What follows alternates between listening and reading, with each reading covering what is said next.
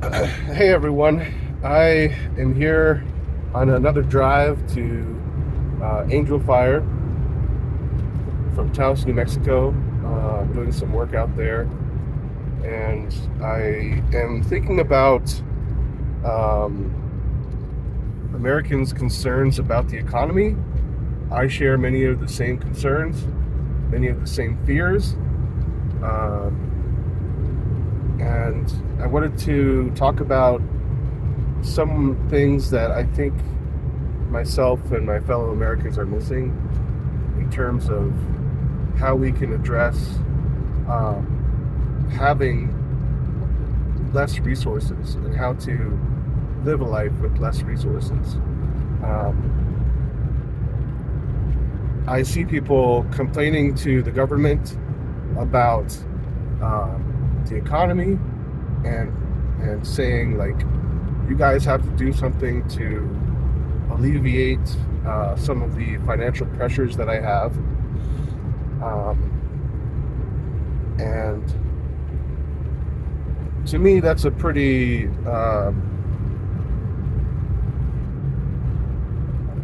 what can I say? It's a pretty inconsiderate mindset. It's an irresponsible mindset, you could say. It's a mindset that is kind of, to put it in a simple way, it's like a gimme, gimme, gimme mindset. I don't want to take responsibility for my life, for what I'm attracting in my life, for my own financial situation. So somebody else has to help me. I think government has a role, but in a sense, we are all the government. We inform the government.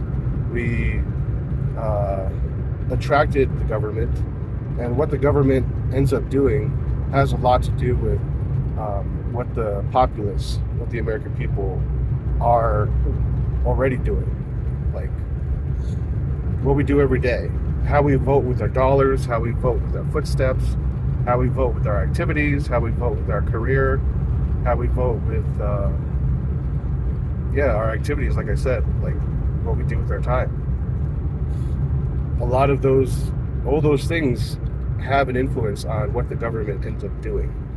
And so I think we could all take a step back, take a few deep breaths, and take a look at our own situation and how we're contributing to the current economic malaise, which is going to get worse, you could say. But I might put that in quotes because there's a very good silver lining in all of that. So let me just talk about some practical things that I think most Americans are forgetting. We traditionally, at least in the recent decades, we buy very large houses. People that are well off buy more than one house.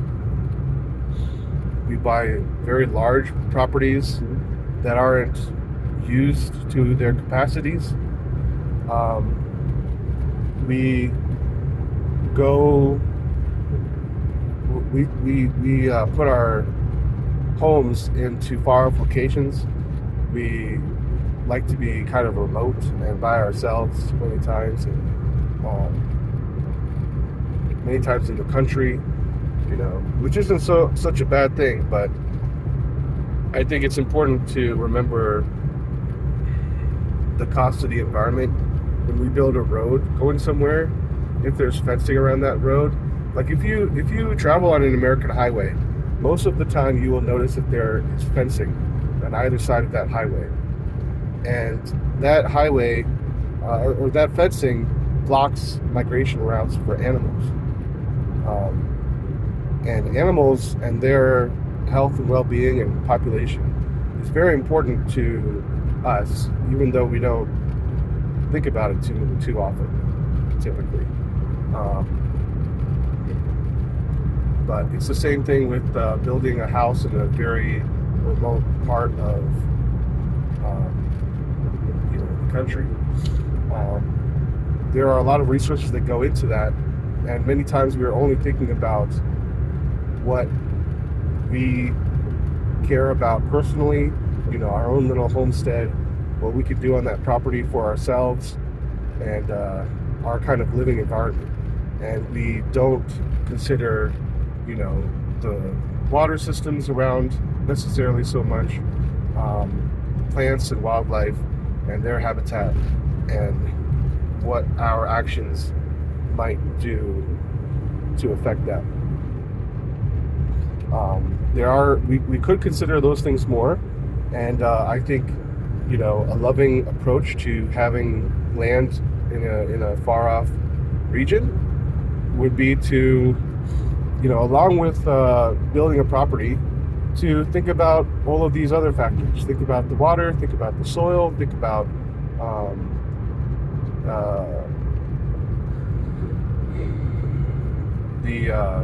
the trees, bushes, the low growth plants, and think about the different wildlife that's there. AJ and Mary, who in my opinion are the standard when it comes to loving attitudes and loving practices, like to go to degenerated areas and build them up. So that's definitely a fantastic loving attitude. If you go to a degenerated part of a degenerated region of the U.S. and you build a property with the intention of not only having a comfortable homestead or dwelling, but also think about how I can put in time and effort to help regenerate my surroundings.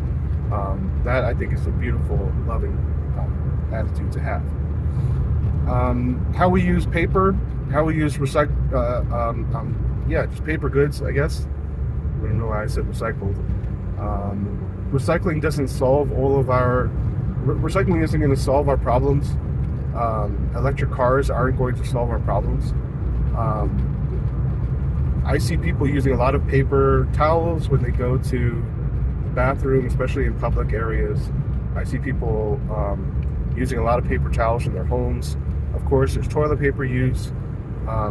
It might do you well to look into some of the harm that is caused and some of the forest degeneration that is caused by so much paper use. Of course, there's eating meat, eating or drinking dairy. That has a very harmful effect on the environment. We clear large spaces that ultimately become very degenerated in order to grow cattle and other wildlife or other livestock. Having pets, I saw a video yesterday that was supposed to be a cutesy video about dogs going to, I don't know where this happens, maybe at like Starbucks locations or other places, but dogs that couldn't wait to get like this ice cream, this specially created ice cream cup just for dogs. And what ends up happening is that the barista or the cashier or whatever, the clerk, hands over, this cup full of dog ice cream, ice cream that's not harmful to dogs necessarily, although it probably is somewhat harmful to dogs. And the dog will be so impatient that they'll snatch the ice cream ahead of the person in front in the driver's seat grabbing it. And this was supposed to be cute and funny and enlightening, or in some way like humorous. And to me, it was pretty disgusting, because the cost of that cup, not just the actual monetary cost of it, but the creation of that cup, from the container to, I think it's often milk based, to the food itself, and you could argue whether it's food at all, but it's all quite wasteful. And to give it to a dog for their comfort, which is ultimately for your comfort, so you have a happy dog that makes you happy, but it's a temporary happiness that doesn't resolve anything major or important in your life. That's an unloving thing as well. Having pets by themselves is unloving, and there's a whole lot of reasons why that is. I don't want to go into them right now, but you can think about it and pray about it. Car use. In America, we have a lot of, we're pretty spread out in our communities. I think living closer together would be very helpful to us. We could still have people living in more country environments if they choose to. Like AJ and Mary talked about how, like, there are people that are more country people and there are people that are more city people. So no problem there. But if we were to be a little bit closer to each other and didn't have to go massive distance to get to each other, I mean, at some point we all may learn how to teleport and that stuff won't really matter. But at this time, it does matter. There's a lot of resources that are used in fueling your vehicle, maintaining your vehicle, and also the roads and the transportation systems that are put together so that we can go very far out. And personally, I think we could do a lot better if we had more public transportation. I personally was a bus driver for a local government transportation organization, and I felt personally pretty upset and kind of helpless and irrelevant, because I was driving this large vehicle and there were people on the vehicle, on the bus, that were doing important things, going to work, going to their doctors, going shopping, going to see their friends. But there were a lot of people that weren't. The bus system, you could say, probably wasn't funding itself.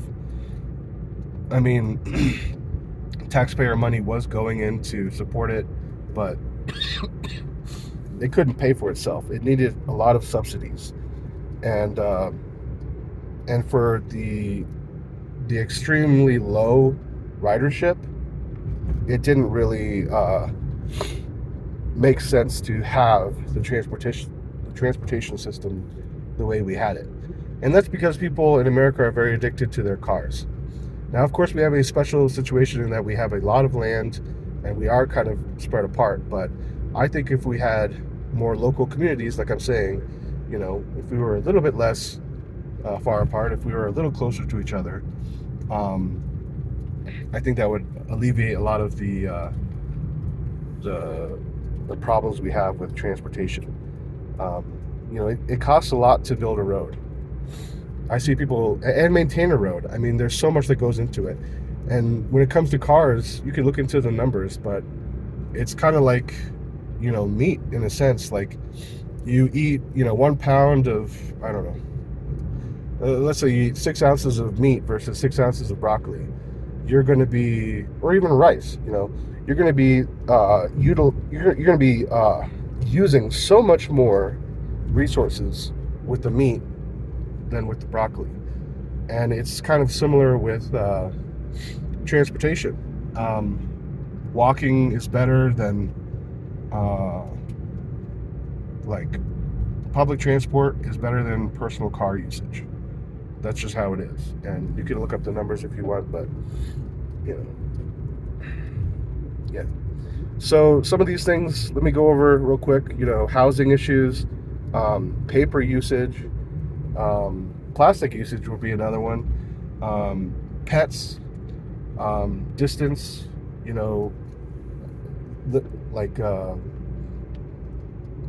living distance from each other, and then also, similar, related to that, cars, the use of cars.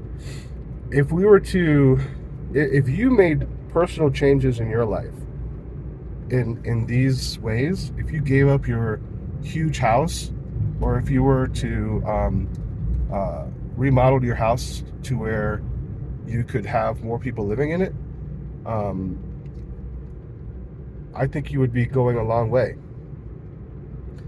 If you made changes to your diet, if you made changes with how you use your automobile, instead of going into town all the time, if you were to go once a week, as AJ and Mary do, um, to get what you need, and you didn't constantly use your car, things like that. There's so much that we can do to help change the world for the better, to be the change that we want to see in the world. And what I see is people complaining about their economic situation without wanting to make these significant changes. So, those are some of my thoughts. I'll just end with this final idea, which is that AJ and Mary talk about loving solutions to things and God's principles, which are always loving. And I remember AJ recently saying that people think that he's like blowing smoke with what he's talking about, or what he's talking about isn't practical. But his response to that is that no way. Like, I'm not just talking about these things because it's what God deems as a loving standard. A lot of these things are extremely practical. They have immediate, far-flung effects in your personal life and positive effects on the people around you in the world, and even far away, because a lot of our goods these days are built with resources that come from very far away sometimes, like the lithium in our batteries, for instance. So these aren't impractical things. If we really want to be world citizens, which not many of us do, some of us are so nationalistic and we only care about ourselves and the people in our country. But ultimately, we are all children of God, and we share a planet, and we would be better off to think about how we affect the people around us. So that's really all I have to say. Thank you for tuning in, and I hope this is of some benefit to you.